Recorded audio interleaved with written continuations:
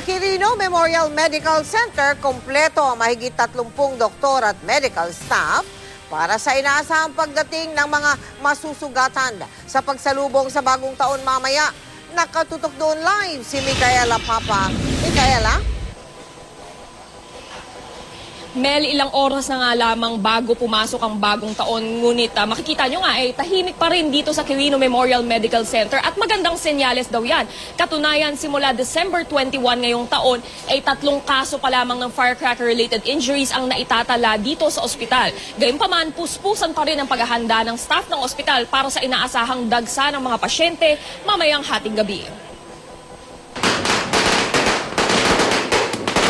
Pagkatapos ng 5-year high ng firecracker injuries noong 2012 na pumalo sa 31 kaso, ngayong taon, nasa 3 pa lang ang bilang ng napuputukan na dinala rito sa Quirino Memorial Medical Center o QMMC. Pawang minor injuries ang tinamo ng mga pasyente. Pinakahuli ang isang binatilyo na dinala rito ngayong araw matapos masugatan ang kanang kamay dahil sa piccolo. Ayon sa pamunuan ng QMMC, bagaman mababa ang naitalang bilang sa ospital ngayon, hindi raw sila maaring maging kampante. We would like to be prepared. Hopefully, hindi namin magamit yung workforce namin, no? Alam kasi nilang ang dagsa ng mga pasyente ay kapag malapit ng maghating gabi. Kaya naman nakahanda na ang iba't ibang station dito sa emergency room para sa mabilisang paglilinis at paggamot sa mga sugat. Full attendance din daw ang mahigit 30 doktor sa emergency room. I-expect namin talaga sa kanang DOH is to lessen yung mga pasyente from firecracker injuries. Nagtungo rin kanina si DOH ASEC Eric Tayag dito sa QMMC na last stop sa kanyang yearly hospital rounds. Tinuruan din niya ang staff ng iwas paputok dance na roar. Ayon kay Tayag, sa kabila ng mababang bilang ng naputukan sa QMMC, nationwide ay mas mataas ng 27% ang bilang ng firecracker-related injuries kumpara sa nakaraang taon.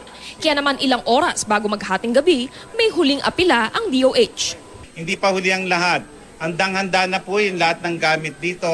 At para ho tayo makaiwas at hindi po kayo pumunta sa mga ospital, ito ang kailangan nyo. Nakikita nyo itong torotot? May donut yan. Bakit? Do not use firecrackers na makakadisgrasya sa'yo. Eto, pakinggan nyo ha.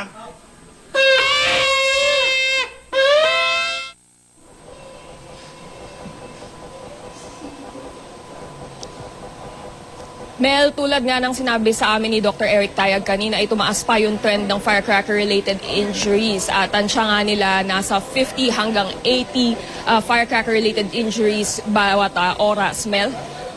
Micaela, pakitanong mo nga, nakita ko maraming nasa, yan dyan sa likuran mo, maraming mga doktor. Tanong mo nga, ano ngayon ang dapat gawin, no? Kapag halimbawa naputukan, ano ang first aid na dapat gawin sa naputukan, number 1? Number 2, hindi ba dati meron silang mga payo na iinom ba ng itlog? Hindi ko na maalala eh. Pero meron yata, watusi yata yun, ano, kapag ka na-ingest yung watusi. Pero linawin mo nga, Micaela, at bumalik ka ha, para dun sa advice sa mga doktor. Pwede? Okay. Tama yan, Mel, yung sa watusi, I believe yun yung kailangan mong inuman ng albumin, yung egg white, para mailabas mo nga yung lason. Pero ang sinasabi ng mga doktor dito, ang pinakamainam pa rin ng first aid ay hugasan mo yung bahagi na nasugatan. At pagkatapos nun ay dalin agad sa ospital para dun sa karagdagang paggamot, Mel? Oh, so hugasan hindi dapat sabunin. Wala. Hindi mo lalagyan ng mercurochrome or ano ba yun, betadine or ano, walang ganun.